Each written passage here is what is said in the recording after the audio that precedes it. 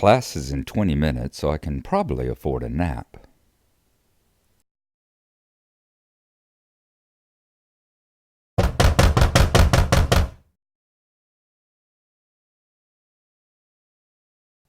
Who's there? That's not how the joke goes at all.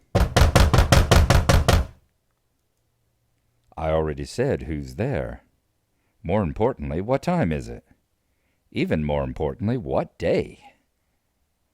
I am suddenly catapulted into wakefulness by note the fact that the knocking still hasn't stopped, and the fact that it's noon on a school day.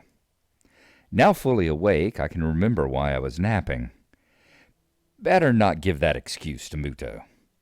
Sorry I wasn't in class. I was experimenting sexually with my girlfriend, and it tired me out.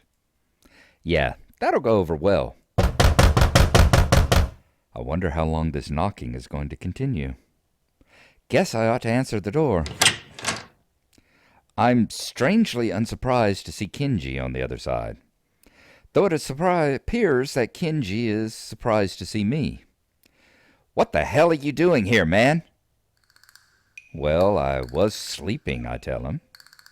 Kenji nods in understanding. Knocked out. I see. I told you to be careful around that Ibarazaki chick, man. This is the sort of thing that happens when you aren't cautious. He makes an attempt to look at the back of my head. Did she hit you with something? Or was it a drug? Stop trying to touch me, I tell him. Kenji produces a flashlight and shines it in my eyes. You got a concussion? I wasn't knocked out. Maybe you just don't remember. This conversation isn't going anywhere. No, I just had a tiring morning and fell asleep. Whatever, man. If you want to be in denial about this, I guess I can't stop you. But you gotta watch out for that girl, man. She's not safe. What? I ask.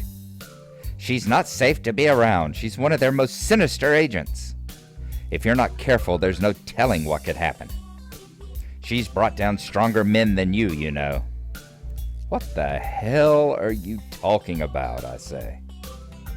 She's not an agent of anything, and she didn't knock me out, okay? I also highly doubt that she's brought down anyone at all. Kenji looks almost offended. I have no idea why. You don't believe me? That's cold, man. Real cold. I'm just trying to look out for you. That's what friends do, you know. We're friends? I had no idea. Then again, I wonder if Kenji knows what being a friend even entails. I feel something like pity for him standing there before me. Maybe he does think he's looking out for me. I know, I tell him. I'm sorry about that. Thanks for the warning. I hold out my hand as a sign of peace. Kenji shakes it gingerly, like my hand could possibly be on fire. There's an awkward silence for a few seconds before Kenji remembers that he's still shaking my hand. Anyway, I need a favor. What kind of favor, I ask? I'm out of money. No, you aren't. You've got money kept in your desk drawer under a black notebook for emergencies. Did you ransack my room, I say? That's not important. I don't need money anyway. He adopts a very serious tone. I'm about to undertake a major op. It'll blow the whole conspiracy wide open if I'm right. But it's dangerous, so I need you to do something for me in case I don't come back. Sure, man, anything. What the hell is he planning on doing? Should I be telling somebody about this? If I go missing, wait 3 days and then mail my journal off to the newspapers. It's hidden in my room under a false bottom in one of my desk drawers. How do I get into your room? I don't have a key, I tell him. Kenji looks at me like I'm crazy. So pick the lock. You know how to do that, right? It's an important skill to learn at a young age. Yeah, of course I know how. I'll be sure to, do that for you, if you go missing. I don't think I want to read Kenji's journal. Either way, Kenji seems pretty happy that I've agreed to do this thing for him. Great, man, great. I'll see you around. I've got stuff to do. And he's gone, dashing down the hallway. He made it seem so final. I hope I don't have to carry out his final wishes. Shaking my head, I close my door and walk back to my bed. Guess I should go to class, if only to catch the last half of the day. But I've come this far without going to class today. And I did want to read more of that Hawking book Muto lent me. I'm sure he'll understand. This time, the noise jerks my attention away from my book, an experience not unlike being woken up. Who's there? Me. Aren't you glad? The voice is muffled through the door, but unmistakably Emmy's. I hop up and open the door, smiling broadly. Hey, nice to see you again, I say. Emmy grins back, staring at me from her wheelchair. Yeah, you would have seen me earlier, but the damned elevator wasn't working. Had to wait for them to fix it. You'd think they could keep it in better order, but no. I chuckle a bit at her vexed expression and invite her in. She wheels in easily, and with my help, she hops onto my bed. There, much more comfortable than that stupid chair, she says. A sigh of contentment hangs in the air, and for a minute we both just stare at one another. It's at that point that I notice the circles under Emmy's eyes. They're not that dark, but they definitely weren't there before. Before I can ask about them, Emmy fixes me with a mischievous stare. So, I couldn't help but notice you weren't at lunch today. In fact, I don't think I saw you at all. What happened, Fell asleep, I admit. I actually didn't wake up until lunch, and only then because Kenji woke me up. What had you so tired, Strenuous workout this morning, I say. Slightly uncomfortable, too. Emmy coughs, a half-laughing, half-embarrassed noise. Remind me not to do that again, she says. No problem, I reply. It wasn't exactly great for me either, to be honest. We'll just avoid that from now on. Are you, still sore? Emmy stares at me in disbelief. What? It's a legitimate question, I say. Of all the questions I never thought I'd be asked, that's one of them, she says. Well, I didn't ever expect to have to ask it, so we're even. Emmy laughs at this. I guess so, huh? Well, since you asked, yes, I'm still a little sore. We're never doing that again, she says. No arguments from here. A yawn escapes her, and I raise an eyebrow. Tired, I say? Emmy nods sleepily. Haven't slept well, she says. Not sleeping well. I can tell that she didn't mean to tell me this either, because she gives a little start, like she's just been caught lying, and hastens to add, It's not a big deal, though. What's the trouble, I say. Emmy shrugs and refuses to elaborate. Stressed over exams, I ask. Another shrug, but after a pause, Emmy nods hesitantly. Yeah, I guess. Actually, that's why I stopped by. She begins to look more and more miserable. Not so you'd notice, of course, but her eyes are on her lap, she's fidgeting, and her voice is quiet. We need to stop hanging out so much. Huh? Why? Emmy takes a deep breath like she's been practicing this. Because you're too much fun to be around. And I can't concentrate when you're near me. With exams coming up soon, I just can't have that distraction. Otherwise, my grades will be pretty lousy, I'm afraid. I could help you study, I suggest. She smiles at me, clearly unhappy with the situation. I'd love it if you could, she says, but we wouldn't actually study, would we? I mean, even now I'm trying to have a conversation with you, but I kind of just want to, not converse. Ah. Overwhelmed by my rugged manliness, I understand. That earns me a grin, at least. Emmy shakes her head. Idiot, you're full of yourself. Well, I am pretty irresistible, I say. More or less, I guess, she says. So that's the situation, Hisao. I have too much fun around you, and if I'm going to go into exams prepared, I need to be alone.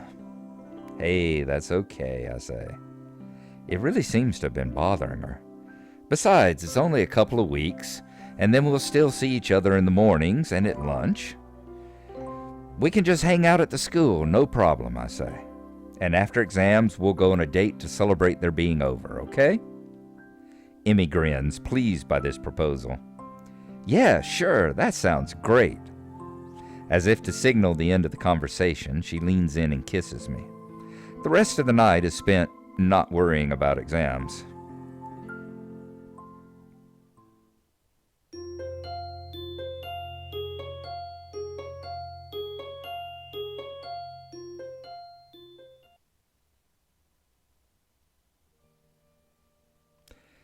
It's weird how easily Emmy and I can keep from seeing each other after class now. Actually, I'd venture to say that it's vaguely disturbing. As easily as we'd come together, we seem to have split apart without much trouble. Well, I guess that's not exactly true. We've both been pretty bummed after that last night together. And we get to see each other every morning for our runs, and just our runs, I might add. Lunch, too. I especially enjoy lunchtime with her. We have plenty of time to talk about everything outside of school, whereas the morning runs have become increasingly businesslike.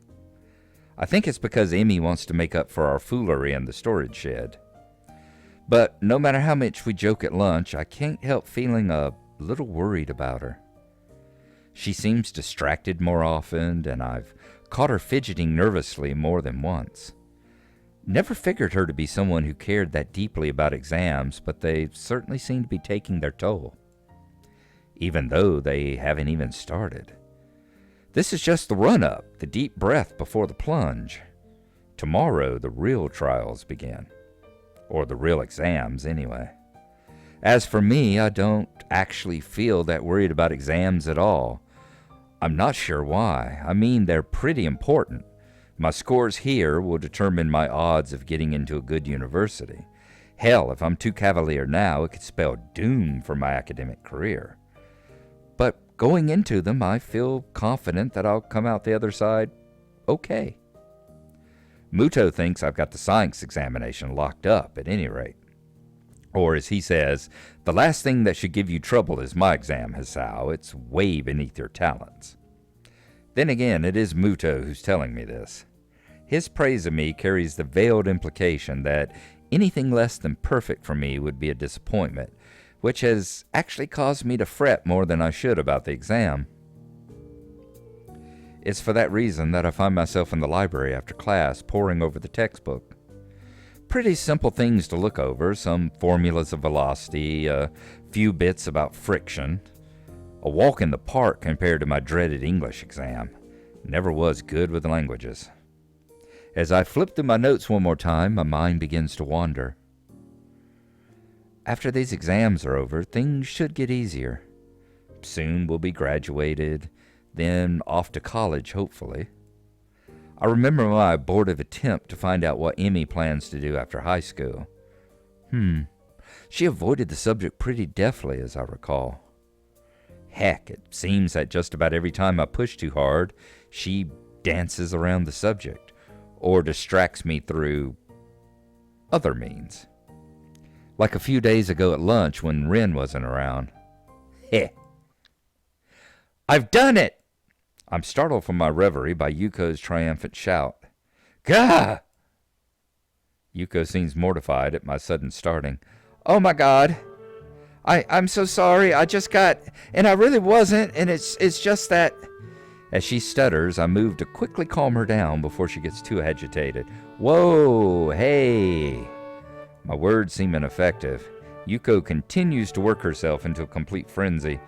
And it's a library and I shouldn't be. Easy there. Just calm down. And really, I'm setting a bad example and now I'll get fired because I can't do anything right. Yuko! Shouting seems to work, though I draw the ire of several other students studying in the library. Yuko snaps to attention like a soldier who's just heard the captain bark an order. Sorry. Calm down. It's okay. You just startled me a little, and it's only because I was daydreaming instead of studying. So really, you got me back on task. This is a complete lie, but it seems to work. Yuko takes a deep breath and seems to calm down a little, though she keeps shifting around with a nervous energy that seems awfully familiar. So, what's got you so excited anyway, I ask. The Yamaku cat burglar. To her credit, Yuko manages to convey her intense excitement in a whisper. I think I know who it is. I've got an anonymous tip as to their identity. So I did some spying, and I think the tipster was right. Oh, really? I ask. And who was this, cat burglar? Yuko shuts her mouth, shaking her head decisively. Nope, I can't tell you that. Why not? It's between me and the burglar. I can't risk you warning him that I'm onto his game. He could tip his hand early and blow town. Then I'm left with no perp. When did Yuko start talking like a hard-boiled detective? I wouldn't warn them, I say. Why would I care? If you've got to ask that question, then you don't need to know. This doesn't make any sense, but okay. Congratulations, I guess? Thanks. What for? She says. The, cat burglar thing? Yuko nods and smiles appreciatively. So, studying for exams? Well, that was the plan, I say.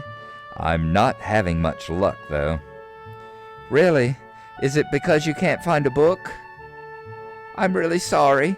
I've been meaning to clean the shelves up for weeks now, but I keep getting distracted. I'm so sorry. Whoa, wait. It's not that. I've got my book right here. To illustrate the point and hopefully calm Yuko down, I show her the textbook in front of me. My mind just keeps wandering is all. Is it because of the noise in here? I'm trying to be more strict about the noise levels, but I can't bring myself to yell at people. I mean, aren't their lives hard enough without me throwing my authority around? No, it's not the noise level either, I promise. I'm just, hell, I don't know. Worried about Emmy. Worried about us. Worried about what happens after we graduate. Emmy's been kind of weird lately, I say. What do you mean? Well, you know how we're dating now. I just don't know that we're actually, a couple. Or at least I don't know that we're beyond friends. Though friends normally don't do the sort of things we do. Physically, we're a couple. Coupling, at least. I continue. It's like every time I try to find out more about her or about what she wants to do with her life, she dodges the question. Like the other day, I was talking to her at lunch about some schools I've been looking into. And I asked her, have you been looking into any schools lately? She shrugs in response, says no, and when I ask why not, she says that she doesn't think that far ahead. I asked her why she had that policy, and I suddenly realize what I'm about to start describing and wisely decide to clam up. She what? She changed the subject, I say. Wouldn't talk about it. Maybe it's an uncomfortable subject for her. Or she just doesn't think it needs explaining. Yeah, but it's not just that, I say. Every time I try to find out what's been bothering her, she changes the subject too.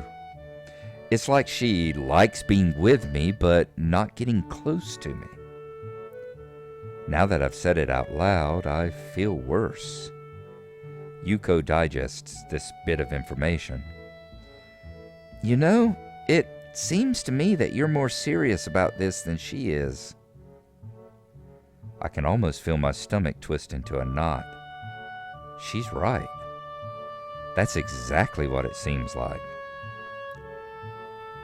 But is that what's really going on, I say? I mean... Sorry, I'm just talking nonsense. You shouldn't take my advice. You barely know me.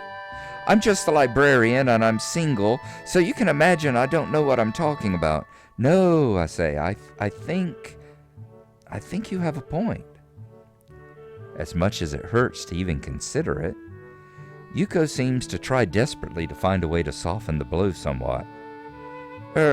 Look, she says, I'm probably wrong, but if you want to be sure of how obviously wrong I am, maybe you should just talk to her.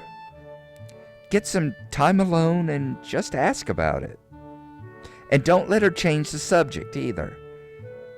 Yeah, maybe I should do that, I say.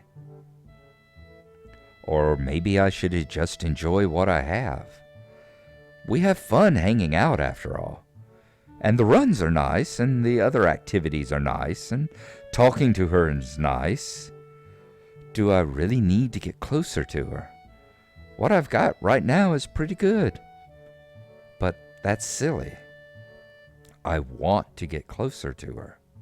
I want to be able to help her out with whatever's bothering her. But maybe I should wait until after exams are over. Maybe she'll brighten up once the stress is past. If she does, then I don't need to worry about it anymore. But if she doesn't, well, I'll cross that bridge when I come to it. I thank Yuko for her advice and head back to my room. Maybe I'll be able to concentrate more on my studies in there.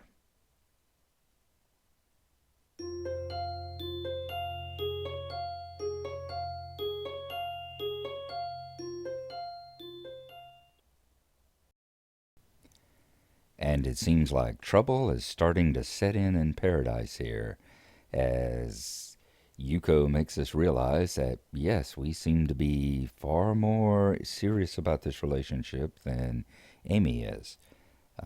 Anytime we bring up anything serious about the future, about the two of us together, about what plans we have after this year of high school, she is pushing back and holding it at arm's distance. So we will see how that turns out and see if we can find some time to speak with her alone as the next day opens.